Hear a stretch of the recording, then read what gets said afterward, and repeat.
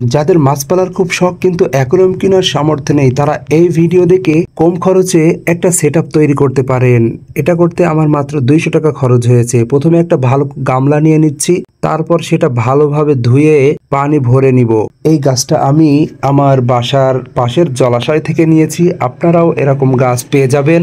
তারপর এই গাছটার মধ্যে আমরা কিছু বালি দিয়ে দিচ্ছি যাতে মাটিগুলো উপর থেকে না সরে আসতে পারে। তারপর আমরা গামলার ভিতরে এই গাছটি বসিয়ে দেব। দেখুন একটা কাদাও বা একটা বালিও ভিতর থেকে আসেনি। তারপর কিছু শ্যাওলা নিয়ে আসছি পাশের বিল থেকে, সেটা দিয়ে দিচ্ছি।